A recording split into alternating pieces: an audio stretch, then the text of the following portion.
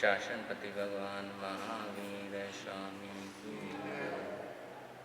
नमो नमो हरिहंतान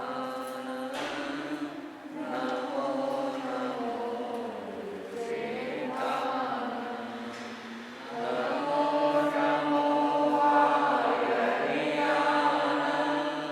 नमो नमो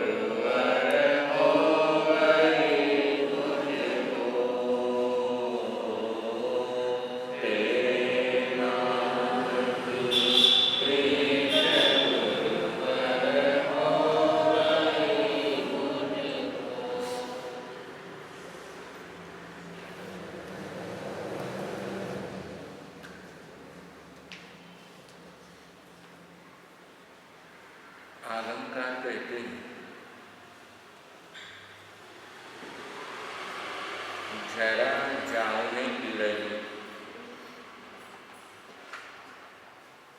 वाही जावने वड्ढई जावंदिया ने हायंती ताव धम्मम समायते।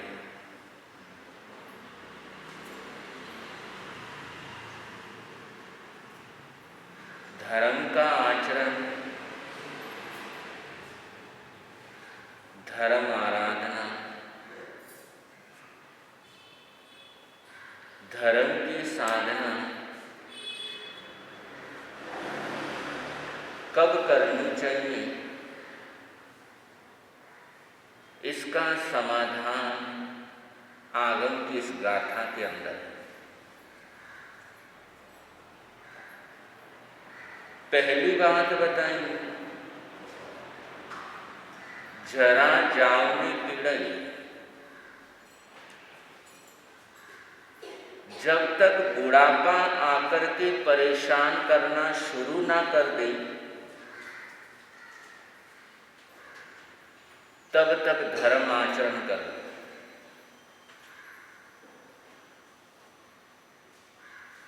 क्योंकि बुढ़ापे में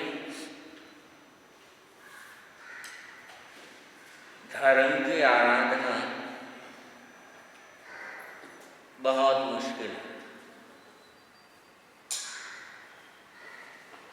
वाही जावने वड्ढई, जब तक शरीर में कोई बीमारी ना लगे तब तक धर्म आराधना कर।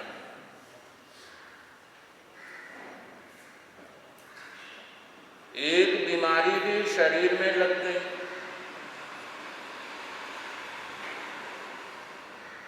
तो भी धर्म आराधना करना मुश्किल हो जाएगा। जाविंदिया ने हायंती, जब तक इंद्रियां हमारी मजबूत हैं, सुनने की शक्ति अच्छी है, आंखों से अच्छा दिखता है, अपने पांवों से हम चल सकते हैं, अपने हाथों से हम कुछ कर सकते हैं, तब तक धर्म आराधना करें। तो तीन बातें प्रमुख रूप से बताई। जब तक बुढ़ापा ना आए, जब तक रोग ना आए और जब तक इंद्रियां कमजोर ना हो, तब तक धर्म साधना करें।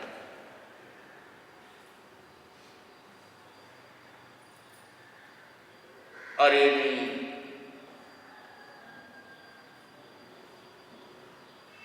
इन दिनों में या उस स्थिति के अंदर जब पूरी तरीके से हम स्वस्थ हैं, उस पल भी यदि धर्म आराधना नहीं हुई, प्रमाद के अंदर जीवन बिता दिया, प्रमाद के अंदर जीवन को गुजार दिया, खाने पीने और सोने में जीवन बिता दिया, तो ये मानव जीवन सार्थक हो नहीं पाएगा। एक कवि ने बहुत सुंदर गीत लिखा है, उसकी पंक्तियां आप तक पहुंचा रहा हूं। सोते सोते ही निकल गई सारी जिंदगी, सोते सोते ही निकल गई सारी जिंदगी, सारी जिंदगी रे भैया सारी जिंदगी, सारी जिंदगी रे भैया सारी जिंदगी, सोते सोते ही निकल गई सारी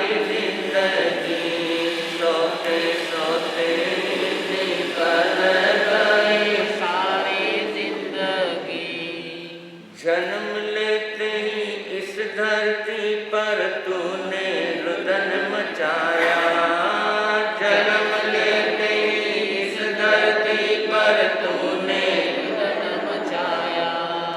जन्म लेते ही सबसे पहला काम कौन सा? रोने का। और जन्म लिया बच्चे ने, रोया नहीं तो जबरदस्ती रुलाते हैं। अब जिससे जिंदगी की शुरुआत रोने से हुई हो,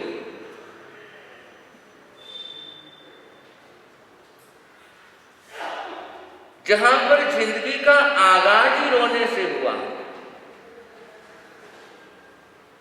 तो फिर जिंदगी भर।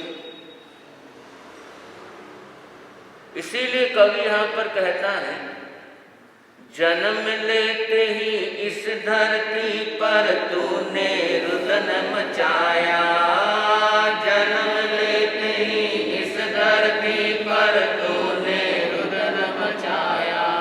आँख अभी तो खुल नहीं पाई, भूख भूख चिल्लाया, आँख अभी तो खुल नहीं पाई, भूख भूख चिल्लाया।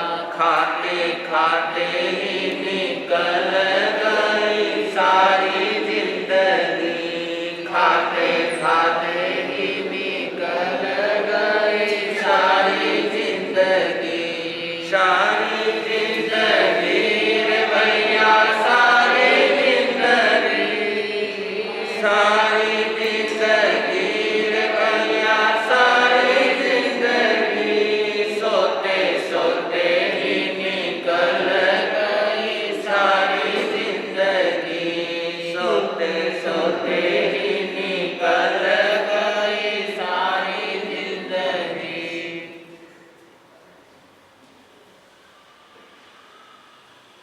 तो जीवन प्रमाद के अंदर ही गुजर जाता है। लेकिन जो महापुरुष होते हैं,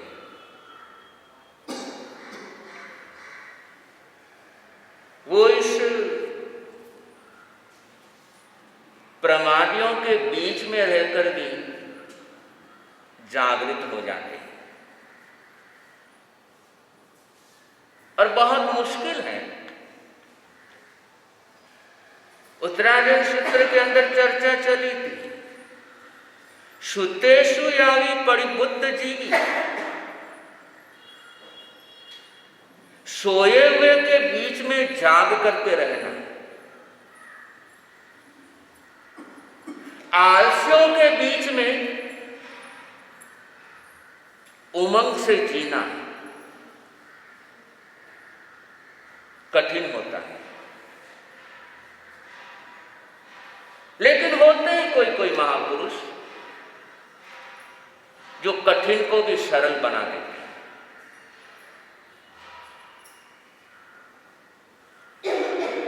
और थोड़ी सी प्रेरणा, उस प्रेरणा को पाकर के अपने पूरे जीवन को बदल देते हैं।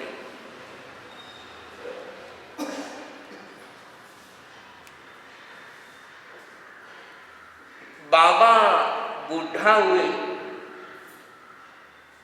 बचपन अवस्था थी, 8-9 साल की आई, और घर से गुरु साहिब के लिए दूध लेकर के गए, और वहीं पर दूध गर्म करना था, और दूध गर्म कर रहे हैं चूल्हे के ऊपर, तो उस बच्चे ने एक दृश्य देखा कि छोटी छोटी लकड़ियां पहले जल गई, बड़ी लकड़ियां अभी बची हुई। एक 7-8 साल का बच्चा, उसने यह दृश्य देखा कि चूल्हे के अंदर जो लकड़ियां दी हैं, छोटी छोटी लकड़ियां पहले जलती जा रही हैं।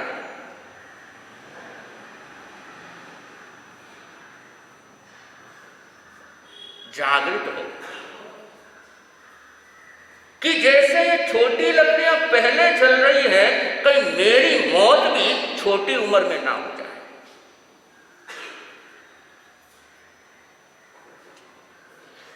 वे बच्चा वही गुरु का हो गया। घर वाले आए, उनको मनाने की कोशिश की, अपने साथ ले जाने की कोशिश की, लेकिन वो बच्चा कहता है जहां मुझे पहुंचना था मैं वहां पहुंच चुका हूं।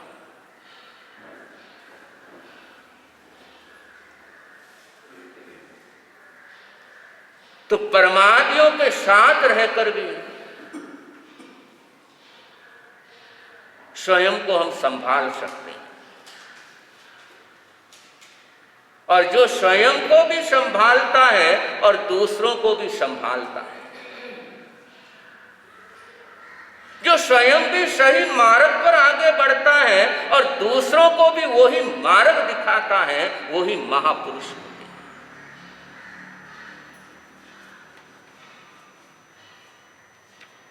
और ऐसे ही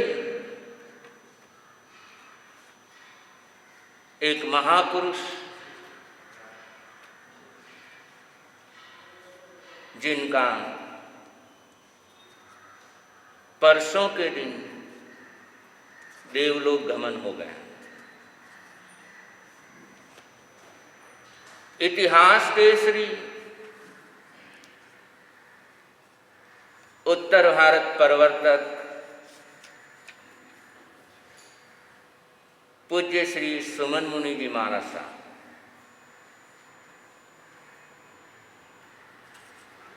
राजस्थान के पांचू ग्राम के अंदर जिनका जन्म हुआ, चौधरी परिवार से थे, जन्म से जैन नहीं थे।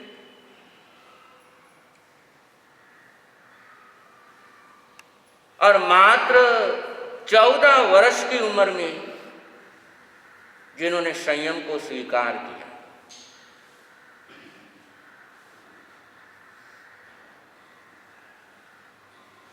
और 70 वर्ष तक संयम की आराधना साधना जिन्होंने की,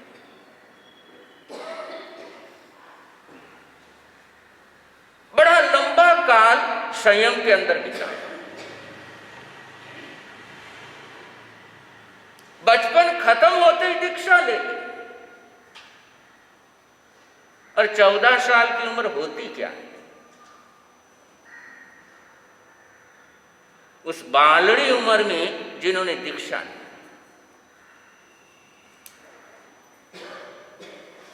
और दीक्षा लेने के बाद अध्ययन का सिलसिला शुरू हुआ।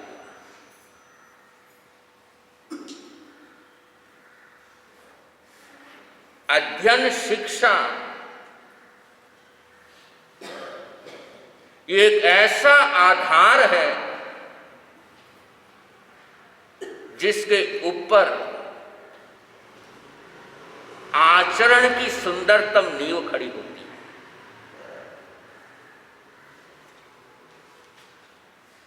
और जितने भी महापुरुषों के प्रसंग देखें,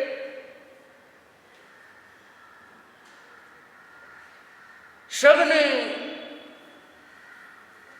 दीक्षा लेने के बाद शुरुआत के 10-12 साल तो पूरा का पूरा अध्ययन के अंदर लगाया।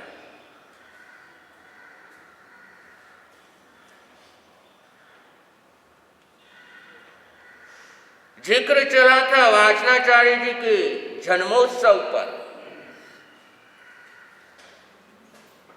कि 18-19 साल की उम्र में दीक्षा ली, और शुरुआत के कुछ साल बिल्कुल अध्ययन के अंदर।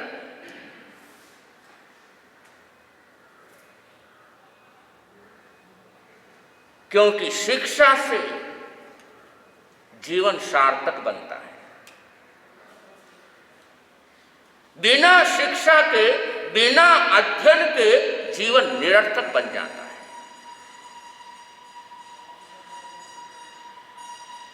और वही महापुरुष कामयाबी के शिखर पर पहुंचे जिन्होंने संयम के शुरुआती वर्षों के अंदर जी जान लगा करके अध्ययन किया। और यदि शुरुआत में ही नेतागिरी में लग गए, शुरुआत में ही श्रावकों के बीच रच पच गए, तो इससे संयम जीवन आगे बढ़ सकता है, लेकिन वो संयम जीवन जैसा खिलना चाहिए वैसा खिल नहीं सकता। उस संयमी जीवन से जैसी सुवास प्रसारित होनी चाहिए वो प्रसारित हो नहीं पाती।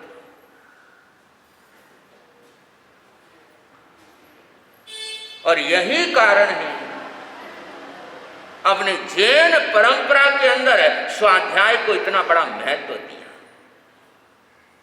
कि 24 घंटे में साधु 12 घंटे स्वाध्याय करें। 1-2 घंटा नहीं, 12 घंटा स्वाध्याय करें।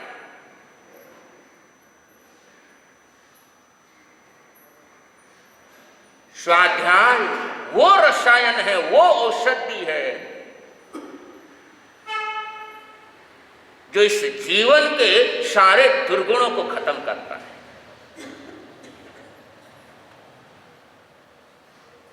पूज्य श्री सुमन मुनि जी महाराज साहब अध्ययन के अंदर लगे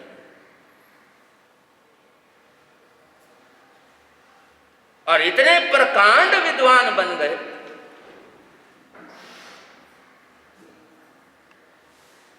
कि समय आने पर उनका कोई शानी ही नहीं था।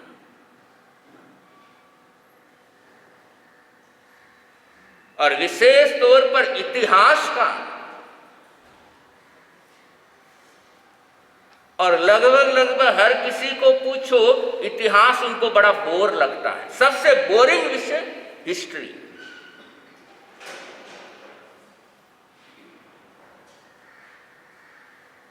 लेकिन पूज्य श्री सुमन मुनि जी महाराज साहब इतिहास केसरी,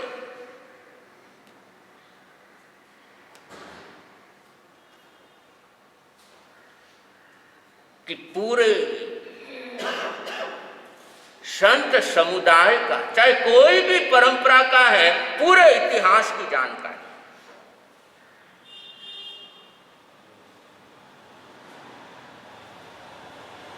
और हर परंपरा के इतिहास की जानकारी के महारथी।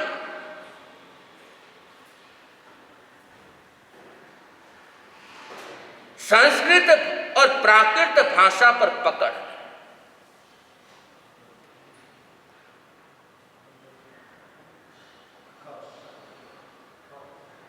और इन 3 चीजों के कारण समय आने पर श्रमण संघ की जो सेवा उन्होंने की वो अद्भुत रही। 87 के पूना सम्मेलन के अंदर वर्तमान आचार्य पूज्य श्री डॉक्टर शिव मुनि जी महाराज साहब को युवाचार्य पद पर आसीन किया तो सिर्फ सुमन मुनि जी महाराज साहब अकेले।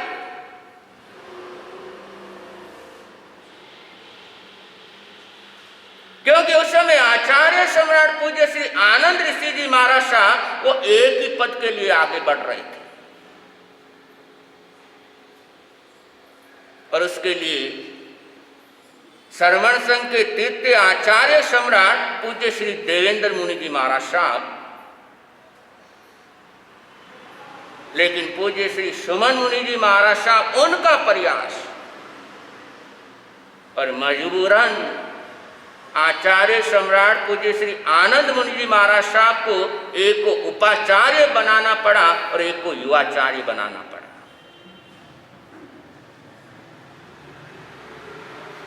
अकेले के दम पर।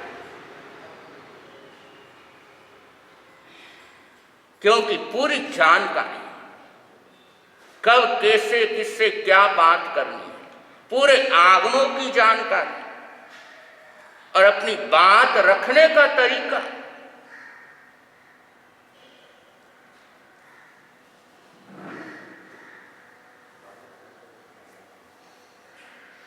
और उत्तर भारत की परंपरा और पूज्य गुरुदेव श्री सुमति प्रकाश जी महाराज साहब और पूज्य श्री सुमन मुनि जी महाराज साहब एक ही परिवार से हैं। हमारा परिवार प्रधानाचार्य पूज्य श्री सोहन लाल जी महाराज साहब, उसी परिवार से हम एक ही परिवार के हैं। और हमारे वर्तमान में सबसे बड़े पूज्य श्री सुमन मुनि जी महाराज साहब हैं।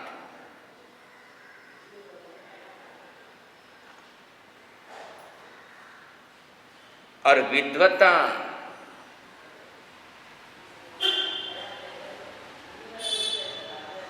के मुकाबले में उनका कोई शानी नहीं था।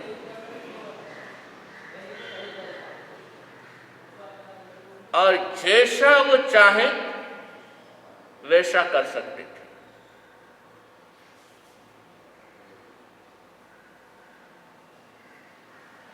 रूपचंद जी महाराज साहब, सौभाग्य मुनि जी महाराज साहब और सुमन मुनि जी महाराज साहब, इन तीनों के अंदर आपस में इतनी अंडरस्टैंडिंग थी कि जो निर्णय कर लिया उसे लागू करवाना ही करवाना है। हालांकि तीनों आचार्य पद पर नहीं थे,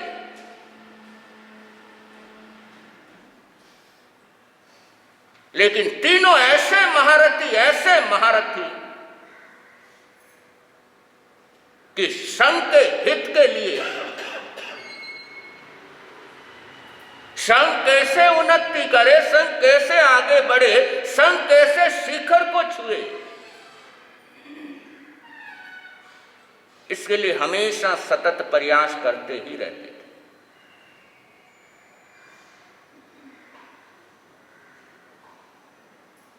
सन 2003 अंबाला के अंदर चातुर्मास, उस समय पूज्य श्री सुमन मुनि जी महाराज साहब, आराध्य गुरुदेव पूज्य श्री सुमति प्रकाश जी महाराज साहब, वाचनाचार्य पर पूज्य श्री विशाल मुनि जी महाराज साहब एक साथ ही संयुक्त चातुर्मास था। और उस चातुर्मास में पंजाब की प्रसिद्ध साध्वी अर्चना जी महाराज साहब, रमेश कुमारी जी महाराज साहब, मनीषा जी महाराज साहब, सारों का अंबाला चातुर्मास। और अंबाला शहर जिसे काशी नगरी के नाम से जाना जाता है, क्योंकि पंजाब के प्रसिद्ध आचार्य काशी राम जी महाराज साहब की वो पुण्य भूमि रही।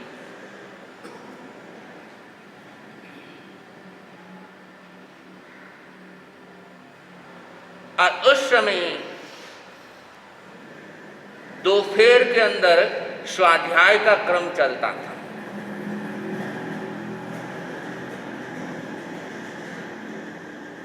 और वो स्वाध्याय कराते थे और हम सब उनके चरणों में स्वाध्याय के लिए बैठते थे। और तब पता लगा कि शास्त्रों के अंदर उनकी कितनी मजबूत पकड़ है। एक एक गाथा को लेकर के इस प्रकार उसका वांचन और विवेचन अलग अलग एंगल से,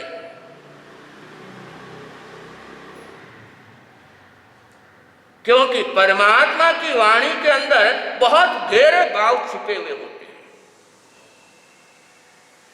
और जितना उस पर मनन करते हैं, चिंतन करते हैं, उतने ही नए नए आयाम परमात्मा की वाणी के माध्यम से मिलते हैं।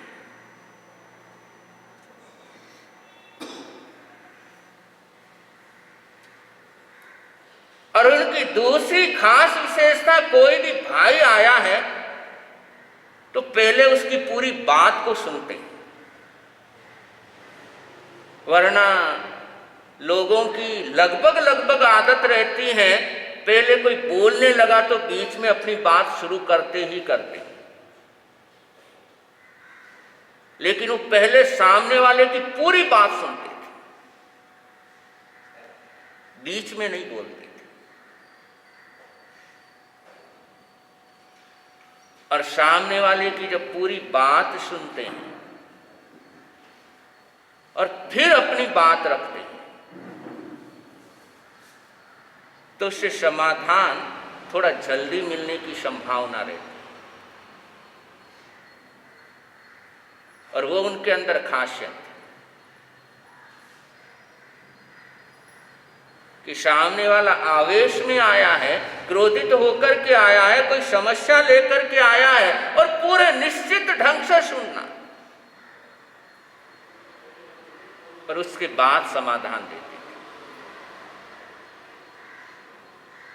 और इससे कठिन परिस्थितियां भी, विषम परिस्थितियां भी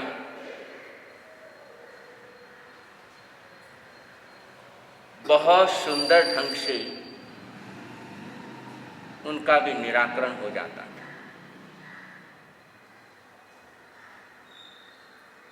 सन 2006 में हमारा उनके साथ चातुर्मास अमृतसर में था।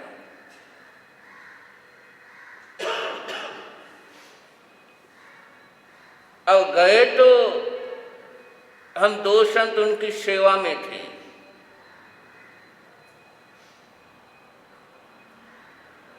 लेकिन वहां पर सेवा में गए, हम लोग सेवा करने के लिए गए थे, लेकिन अशाता वेदने कर्म का ऐसा उदय आया, हम खुद बीमार हो गए।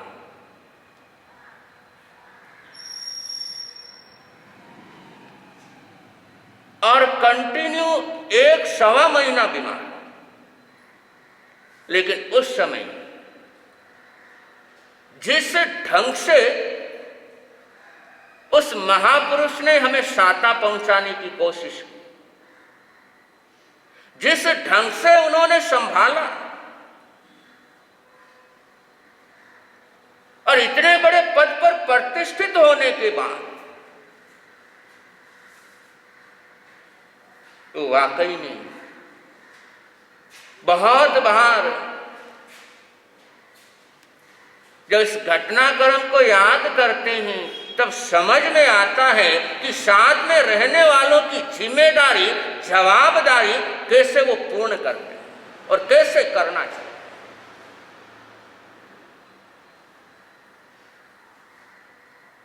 हर छोटी छोटी बात का ख्याल।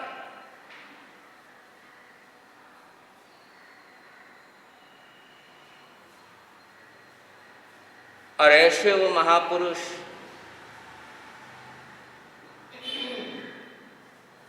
जिन्होंने चारों आचार्यों के काल को देखा, समय को देखा, मंत्री पद पर वो रहे, प्रवर्तक पद को भी सन 2001 से सुशोभित कर रहे थे। और उत्तर भारत प्रवर्तक पद ये क्षेत्र के हिसाब से बहुत लंबा चौड़ा क्षेत्र है कि उत्तर भारत ये दिल्ली, हरियाणा, पंजाब, उत्तर प्रदेश, उत्तराखंड, इन सारे क्षेत्रों की जिम्मेदारी कि एक राज्य नहीं, हरियाणा भी है, हिमाचल प्रदेश भी है, पंजाब भी है, दिल्ली भी है, उत्तर प्रदेश भी है, उत्तराखंड भी है। और इतने क्षेत्रों को संभाल करके रखना, इतने राज्यों के क्षेत्रों को संभाल करके रखना कोई आसान नहीं होता।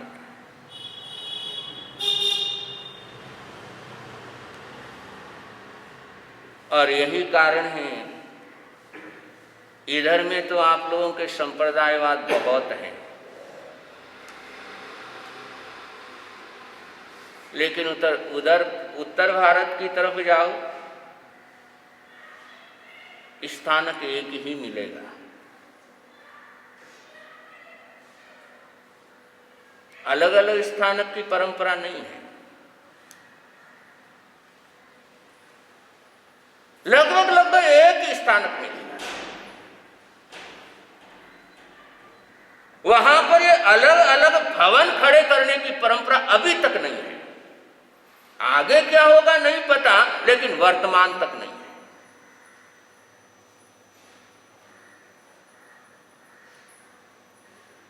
और सारे परंपरा के साधु साधियों का विचरण होता है।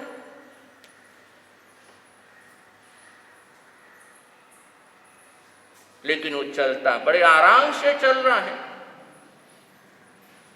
अब थोड़ा सा घुसपैठ वहां पर बढ़ गया है, इसलिए माहौल थोड़ा सा खराब होने लगा है।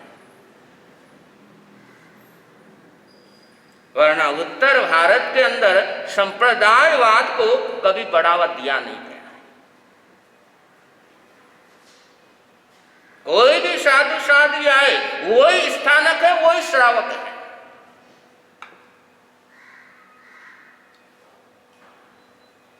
और यही कारण है वहां पर संघों के अंदर इतने झगड़े नहीं चलते हैं, ये तेर मेर नहीं चलता है। ये तो इधर बहुत ज्यादा है, और राजस्थान में तो हद से ज्यादा है। राजस्थान में भवन अलग है, संघ अलग है, और श्रावक भी अलग अलग है। कि अमुक संप्रदाय का श्रावक है तो वहीं पर जाएगा, दूसरे भवन के थानक में नहीं जाएगा।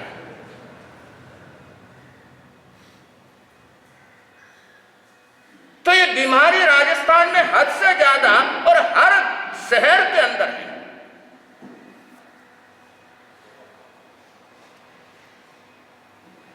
कि अपने भवन अपने श्रावक, लेकिन उत्तर भारत के अंदर ये सिस्टम नहीं।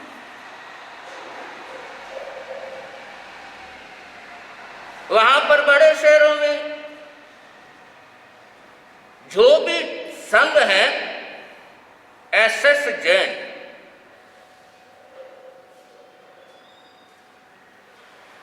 संघ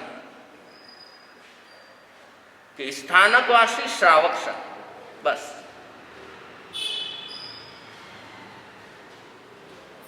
और इसी से ही आपस के अंदर सद्भावना का वातावरण रहता है। और ये स्थिति के लिए महापुरुषों ने बहुत परिश्रम किया।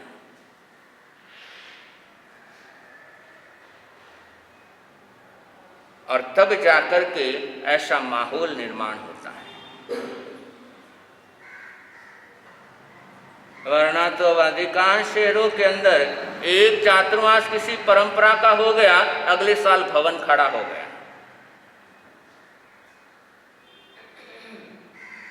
और सारा परिश्रम, सारी सोच, सारी अपनी एनर्जी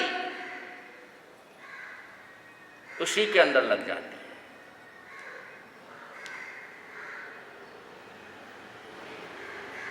तो पूज्य श्री सुमन मुनि जी महाराज साहब, जो लगभग 20 साल तक उत्तर भारत के प्रवर्तक पद पर प्रतिष्ठित है। और उत्तर भारत का प्रवर्तक होना ये बहुत बड़ी बात है, क्योंकि इतने राज्य हैं, कोई एक राज्य तो है नहीं।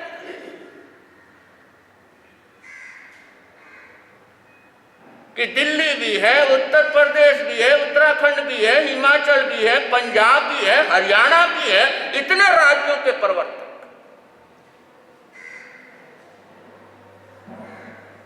और सारे क्षेत्रों के अंदर वातावरण शांत रखना बहुत कठिन होता है।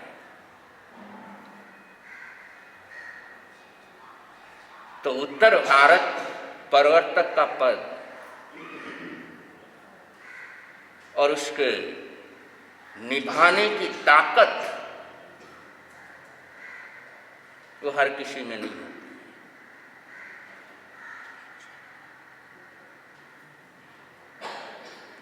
और दोनों सम्मेलनों के अंदर, चाहे 87 का पूना सम्मेलन हो, चाहे वर्तमान में 2015 का इंदौर में हुआ सम्मेलन हो, दोनों में जो निर्णायक भूमिका रही उनमें से एक पूज्य श्री सुमन मुनि जी महाराज साहब।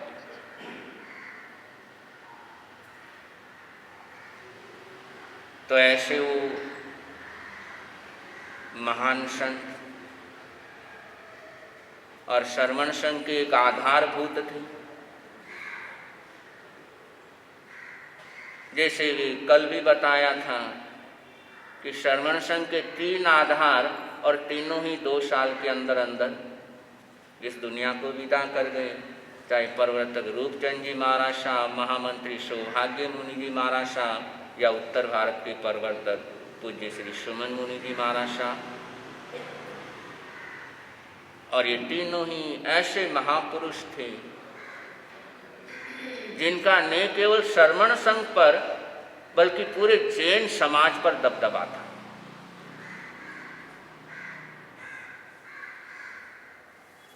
कि मेवाड़ के अंदर महामंत्री पूज्य श्री सौभाग्य मुनि जी महाराज साहब,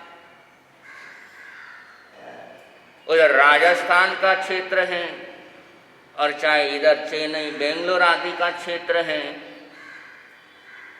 तो उस पर पूज्य श्री रूपचंद जी महाराज साहब, और उत्तर भारत के अंदर पूज्य श्री सुमन मुनि जी महाराज साहब ये क्षेत्रों को संभाले हुए थे। लेकिन तीनों ही बहुत कम समय के अंदर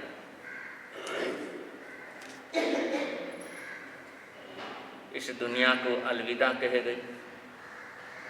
और ये पूरे जैन समाज के लिए क्षति है और विशेष तौर पर श्रवण संघ के लिए तो ये बहुत बड़ी क्षति है।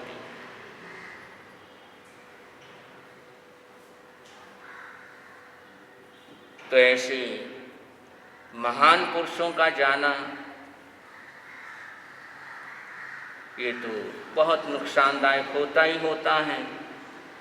लेकिन ये भी सत्य है कि जिसने जन्म लिया है एक ना एक दिन तो उसे जाना ही होता है। तो 84 वर्ष की लगभग पूर्ण आयु, 70 वर्ष का संयम पर्याय और इतना दीर्घकालीन संयम पर्याय की आराधना करते हुए अपने जीवन को सार्थक किया और इस मानव जीवन को सार्थक किया और न जाने कितने श्रावक श्राविकाओं को धर्म के साथ जोड़ा और लगभग पूरी जिंदगी उनके साथ सेवा में रहे बाबा सुमंत भद्र जी महाराज साहब। और ऐसे दोनों की जोड़ी कि सेवा के अंदर कभी बाबा जी पीछे हटे नहीं। और जिस ढंग से उन्होंने प्रवर्तक श्री जी को संभाला, जिस ढंग से प्रवर्तक श्री जी की उन्होंने सेवा की, वाकई में कमाल का। और हमने देखा 2 चौमासे साथ में किए, कभी पूज्य सुमन मुनि जी महाराज साहब कभी कुछ कह देते, कुछ बोल देते तो भी मुस्कुरा करके वो ही विनय, जरा सा भी मन मलिन नहीं होता था कि मैं इतना करता हूं लेकिन मुझे क्यों कह रहे हैं। और बाबा समंत भद्र की ये बहुत बड़ी विशेषता। बंदो जरा कल्पना करो, जिसकी हम सेवा कर रहे हैं और वो ही कभी कुछ कठोर वचन कह दे तो पुनः सेवा करने का मन होगा। लेकिन समंत भद्र बाबा जी महाराज साहब जिन्होंने अपना पूरा जीवन गुरु के लिए समर्पित कर दिया,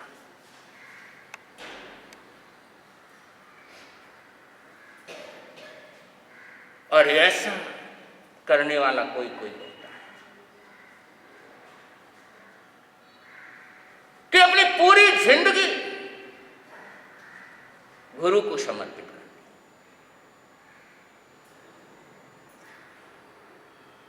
तो ऐसे ही समंत भद्र जी महाराज साहब, बाबा जी महाराज साहब, जिन्होंने न केवल पूरी जिंदगी सेवा की, बल्कि जिस समय देखा कि गुरुदेव का आयुष्य लगता है थोड़ा है, तो उस समय इतनी सजगता, इतनी सावधानी कि संथारा करवाया।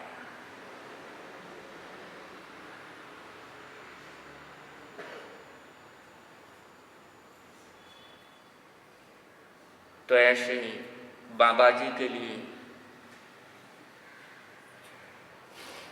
एक हार्दिक संवेदनाएं प्रेषित करते हैं